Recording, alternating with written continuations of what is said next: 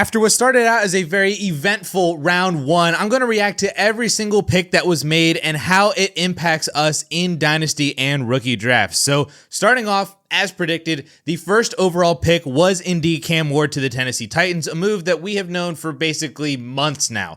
What we probably really haven't fully discussed, though, is our expectations for him as a rookie, coming into a Titans team that is essentially the same as it was in 2024, and we'll have to see if they add another wide receiver later in the draft. My guess is at least one, if not even two, rookie wide receivers over the weekend.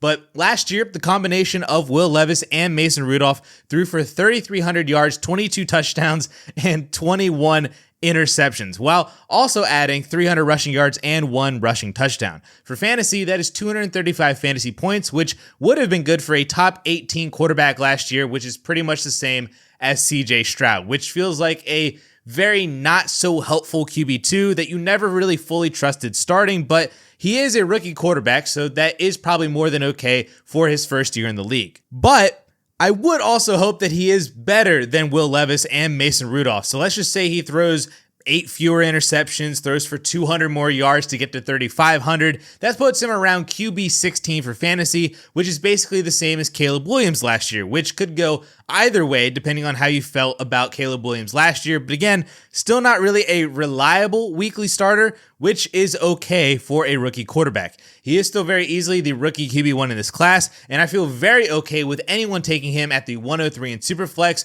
or just in the first round in general in one quarterback leagues. He is currently my 1.03 in Superflex leagues anyway, just after round 1, so if you get him any cheaper than that, I consider that a win. Now next up, as predicted, Travis Hunter was taken second overall, but instead of going to Cleveland like all the mock drafts had him going to, the Jaguars made a massive deal to move up and draft him. And actual trade deal aside, and my thoughts on that one, because I do think that they spent up dramatically for a 3-pick upgrade to get to Travis Hunter.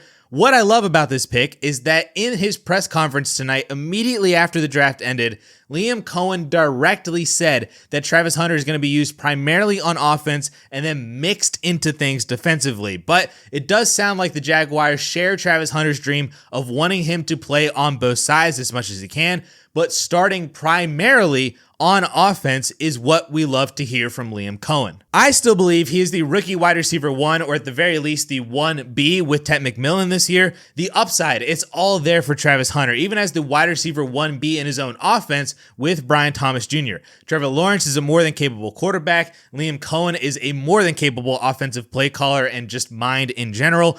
And the investment that they just made into him should not be ignored either. If you need a wide receiver, you should be looking at Travis Hunter as early as 1.03 as well, ahead of Cam Ward if you don't need a quarterback. Oh, and by the way, in no way does this hurt Brian Thomas Jr. I actually think it helps him because it should take the pressure off of him defensively. If anyone does believe that this hurts Brian Thomas Jr., please buy him immediately. This is also obviously a massive boost to Trevor Lawrence, who I think has a case to be a top 15 Dynasty quarterback once again heading into 2025, ahead of JJ McCarthy and Michael Penix and Cam Ward this year, Jared Goff and all of those guys. And if Lawrence plays well this year, he could also jump Jordan Love, Kyler Murray, maybe even CJ Stroud, even as a top 12 Dynasty quarterback once again this time next year. But while we're talking about Travis Hunter, let me just skip right over to Tet McMillan. I love the landing spot with the Carolina Panthers. I have held firm on the fact that Tet McMillan should be and will be a top 10 pick, or at the very least a top 12 pick, landing with the Dallas Cowboys. But the idea that Carolina was a very realistic landing spot, and that more than paid off. He is everything that the Panthers need at the wide receiver position. He is everything that Bryce Young needs to continue developing in year 3 and building off his end of season finish last year. I really would not be shocked if he was the most productive rookie wide receiver this year, if he put up over 1,000 yards, and if he does, then he's probably a top 12 Dynasty wide receiver next year. This feels like Brian Thomas Jr. all over again, where I'm just so in on the talent of Tet McMillan. The situation is great for immediate production in a year 2 Dave Canales system, and I wouldn't blame anyone for having Tet McMillan as their rookie wide receiver 1 and also the 1.02 behind Ashton Jeanty. He is my personal 1.05, but everyone after Jeanty are all just one big tier that I don't blame anyone for preferring one over the other. But all right, I've talked about him enough, talked over him enough so far, so let's just dive right into Ashton Jeanty, who does indeed land with the Vegas Raiders at 6 overall. I mean, what more do I need to say here? Pete Carroll gets his Marshawn Lynch, Chip Kelly gets his LaShawn McCoy, who had back-to-back 1,300-yard seasons under Chip Kelly in Philadelphia. I mean, it is just perfect for fantasy football. I will apologize to Raiders fans who didn't want Ashton Jeanty purely from an NFL standpoint, that they probably could have used that pick more wisely and built elsewhere, but come on, man. I mean, from a fantasy football perspective, this is beautiful, and Jeanty is the easy 1.01 in every single format. And while we're on the topic of running backs, we might as well just mention the only other one drafted in round 1. Omarion Hampton lands with the LA Chargers, another beautiful pairing for immediate and high ceiling production. I do understand why people might just be hesitant for that immediate elite production in 2025 because Najee Harris is there, but assuming that Najee is gone in 2026 in free agency, this is Omarion Hampton's backfield, and it might even be his backfield by like week 9 this year anyway, if not even sooner, because of the draft capital investment. I'm telling y'all, this is why I was so scared to roster Najee Harris coming into tonight, because he really was just insurance in case they didn't get their guy, and they did.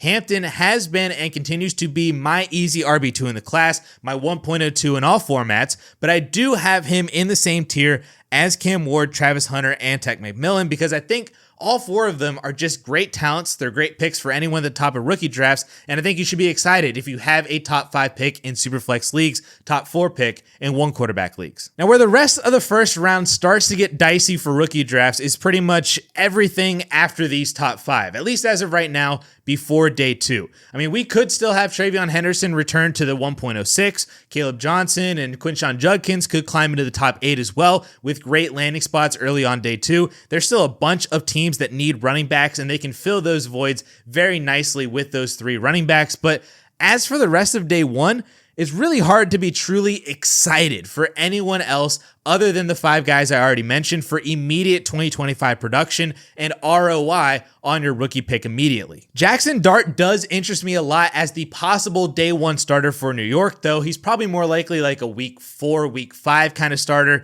with Russell Wilson still being there. He's probably going to be the immediate starter as like a bridge quarterback, kind of like Mitch Trubisky with Kenny Pickett or many other quarterbacks with other rookie quarterbacks. If you've watched this channel, you know that I love Jaxson Dart as a prospect. He was my pre-draft QB2 ahead of Shedeur Sanders. The NFL also agreed with that. And I love that he's thrown to Malik Neighbors, and I love that the Giants have history with a more mobile-friendly quarterback like Jaxson Dart with Daniel Jones. So hopefully he also can add some fantasy value on the ground in New York as well. He is my 1.07 right now just from players who were drafted, but I could see him getting bumped by some of those running backs that are left on the board, pretty much being like this year's version of Bo Nix at the end of first rounds in rookie Superflex leagues. And I think that's a pretty good spot for Jaxson Dart and a value for him as a more borderline top 10, top 12 pick that I am more than comfortable drafting, even if you don't necessarily need that starting quarterback. You can just take the guy who's going to hold value heading into 2026, and if he overexceeds expectations,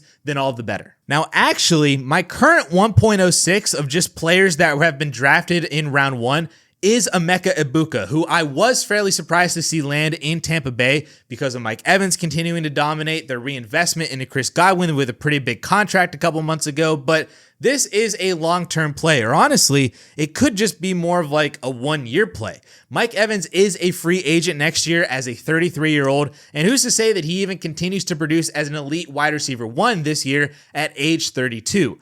Godwin is also coming off of an injury, and he did take some time to fully return from his ACL injury just a few years ago at a much younger age, so maybe the Buccaneers know more about Godwin's recovery than we know right now, meaning that they needed some security for Godwin this year, plus a more long-term guy post Mike Evans. It is definitely a maze that we're going to have to navigate for 2025, but there is an avenue for success as early as this year, or at the very least, it seems like there's an avenue in 2026, and we saw that Godwin in this same organization take until year 3 to truly break out behind Mike Evans and behind Deshaun Jackson. And we also have the recent examples of Jackson Smith-Njigba and now Rome Odunze, so maybe Egbuka is just the 2025 version of those two. Either way, I trust the talent of Egbuka. I trust Baker Mayfield to produce for fantasy. I trust this offense as a whole to score a lot of points and be efficient, be effective. And I'm totally okay with drafting Egbuka and just waiting to see what happens.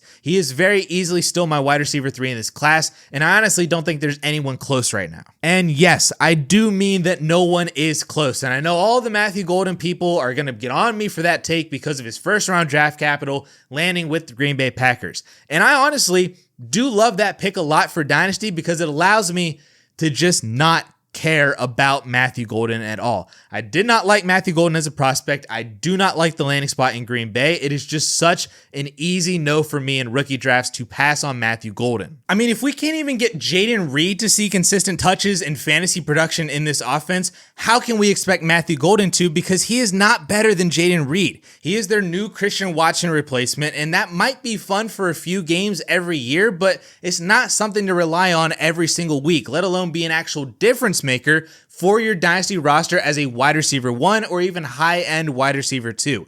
This Packers team already had 3 to 4 wide receiver 2s and 3s in their team. Plus they have a decent tight end in Tucker Kraft. And I think they just added another wide receiver 2-3-ish into the mix. I do not care about Matthew Golden. He is not a first round rookie pick to me, and he will not be a top 5 rookie wide receiver for me either at the end of the draft. And now that leads me into the tight ends, what should be 2 very promising tight end prospects. Both got hit kind of hard for immediate production with 2 kind of bleh landing spots. I mean, to be fair, Tyler Warren to the Colts was fairly chalky for a landing spot, but it's not one that excites me for production because I don't know what their quarterback situation is. Daniel Jones barely made anybody viable in New York, and I doubt that that changes in Indianapolis. Anthony Richardson has been so bad at supporting fantasy players that we actively rooted for Joe Flacco to play games.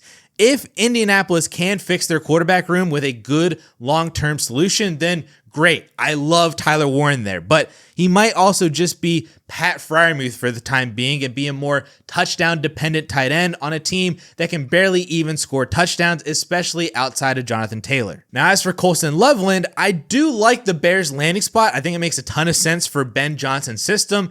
I just fear that he's going to get lost in the sauce of all the other weapons there, kind of like Sam Laporta at times in Detroit. And let's not forget that Cole Kmet is still there too. Unless they trade him this weekend, he's going to be used too and should be because he is a very capable player as well. Honestly, my fear is that Loveland might just be Dalton Kincaid 2.0, another first-round tight end who is kind of more of a receiver than anything, goes to a good offense with a good quarterback, but also an offense that already had a capable tight end too in Dawson Knox. He got beat out for targets by Stephon Diggs in year 1, then Khalil Shakir in year 2, and is just another fine tight end that you don't really love starting for fantasy football and carries much more name value than production value.